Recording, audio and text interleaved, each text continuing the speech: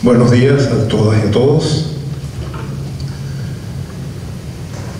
No voy a repetir las palabras de Miriam de agradecimiento,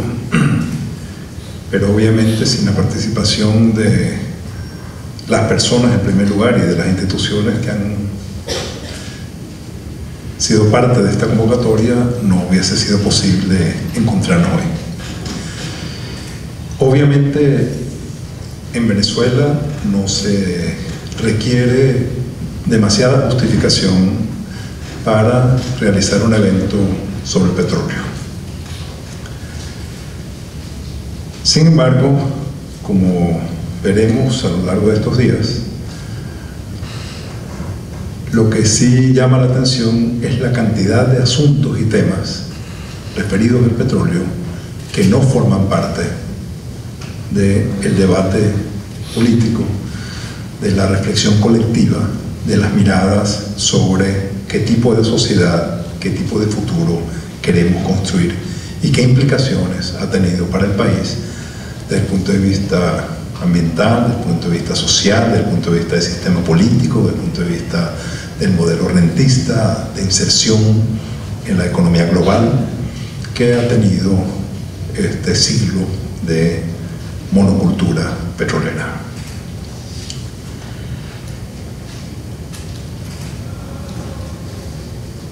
Como ya señaló Miriam, el modelo civilizatorio de los combustibles fósiles, este modelo que en realidad es extraordinariamente reciente porque comenzó con el uso masivo del carbón durante la Revolución Industrial Inglesa,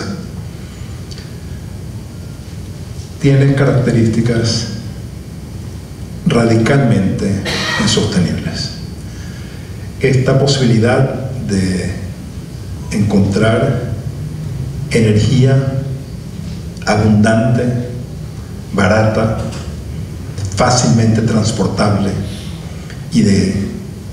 amplio espectro en términos de su potencial de uso, ha transformado la vida en el conjunto del planeta y ha llevado a unas tasas de crecimiento económico y de asalto a lo que se denomina en las posturas de los pueblos indígenas del continente, de la madre tierra, en una forma que obviamente nos está llevando a no solo llegar a los límites, sino sobrepasarlos.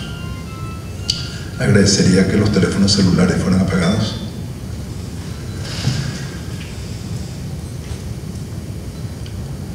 No se trata hoy de posturas apocalípticas,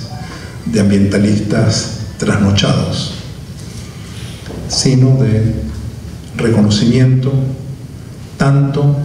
de las experiencias de pueblos y comunidades en diferentes partes del mundo, de que efectivamente se están produciendo transformaciones muy profundas en las condiciones de reproducción de la vida, como de las investigaciones que con la más sofisticada tecnología satelital y de computación permite evaluar las transformaciones que están ocurriendo. Nos encontramos en un mundo profundamente esquizofrénico,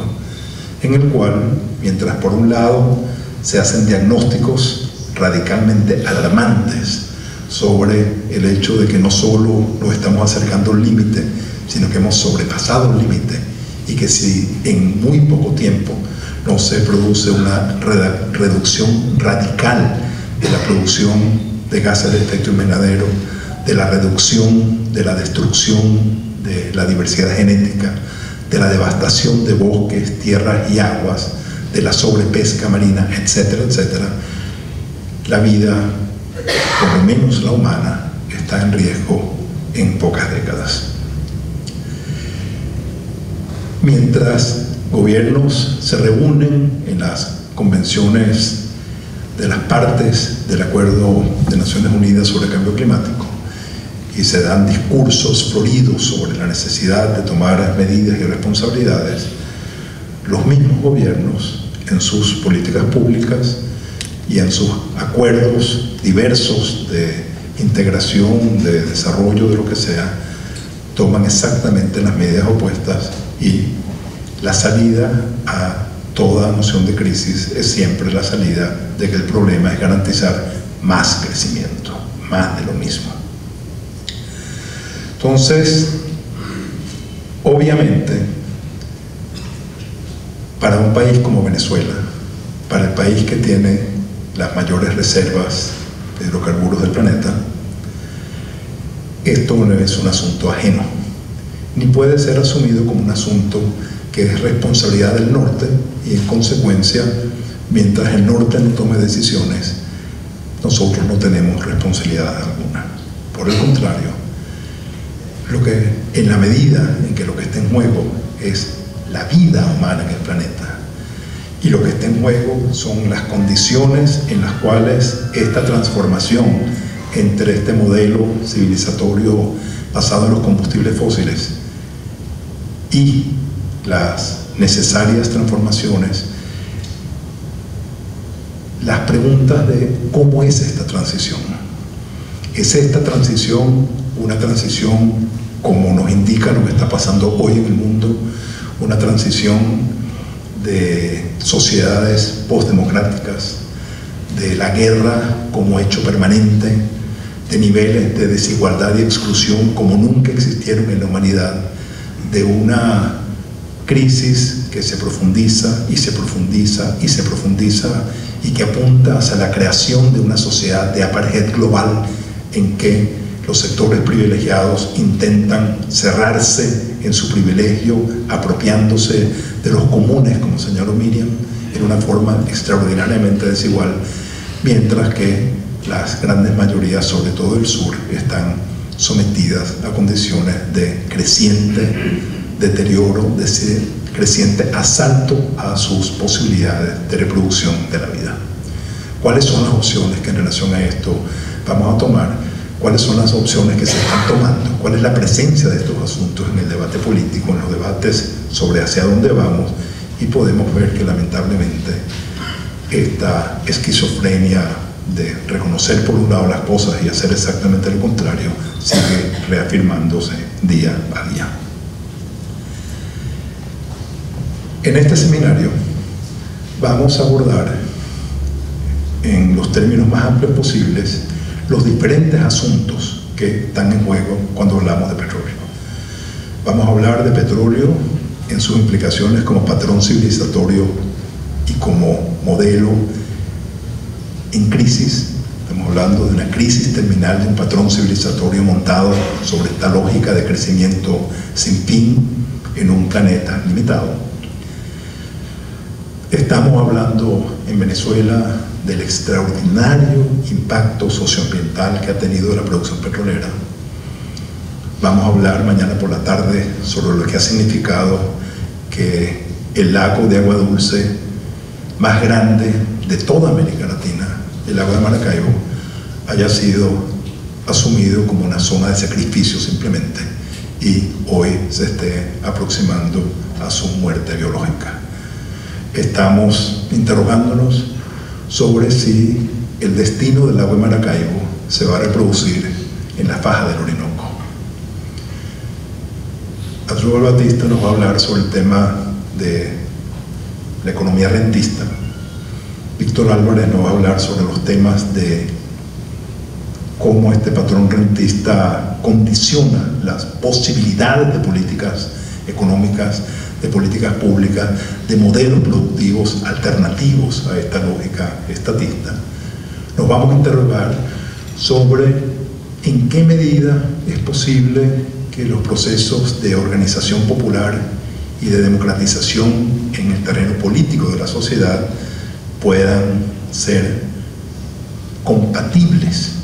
con un Estado centralizado, rentista, en que parece que nos acercamos más a una lógica de socialismo rentista redistributivo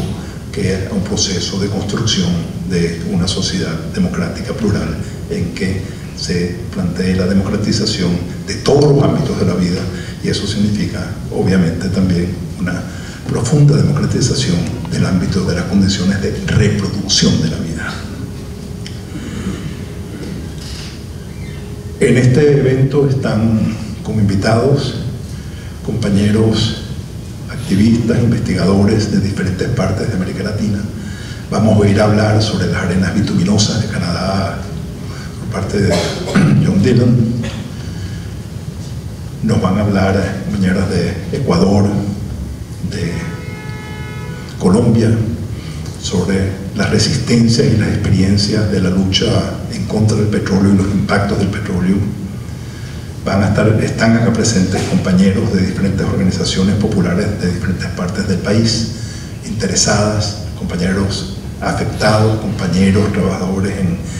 en la industria petrolera, sectores organizados en consejos comunales y comunas en algunas partes del país, etc. De manera que tenemos una pluralidad de visiones y de lecturas sobre lo que está en juego, que puede ser extraordinariamente interesante. Si a mí me preguntan cuál es el objetivo de este evento, yo diría que desde mi punto de vista, no comprometo al colectivo, sino desde mi punto de vista, se trata de un cuestionamiento a lo que yo llamaría el consenso petrolero nacional. Este consenso petrolero nacional asume como una especie de inevitabilidad que Venezuela tiene una especie como de vocación petrolera,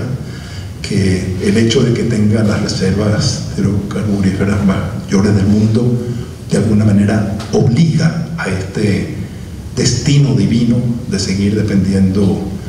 del petróleo. Hoy Venezuela es más dependiente del petróleo que nunca. 95% del valor total de las exportaciones venezolanas hoy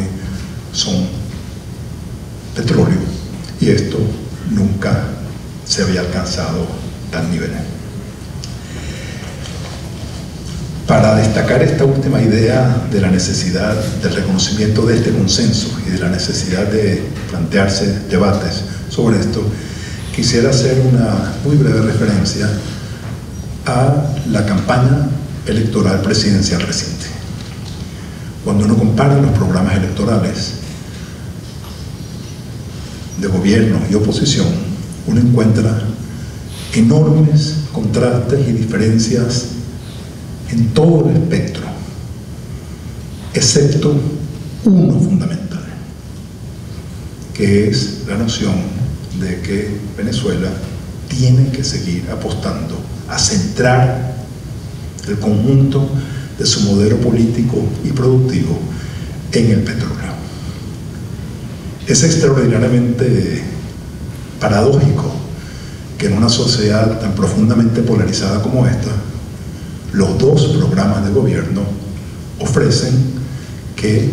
durante este periodo de 6 años del próximo periodo presidencial se duplicaría la producción petrolera, y la cifra que aparece en los dos programas es exactamente la misma: llevar la producción petrolera a 6 millones de barriles diarios.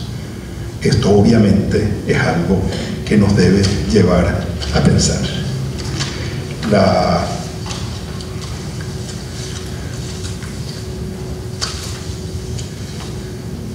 En el programa de Capriles Radonsky hay el aviso de la duplicación de la producción petrolera. En el programa de gobierno del presidente Chávez está la idea de que hay que consolidar a Venezuela como potencia energética mundial, y esta potencia energética mundial se basa en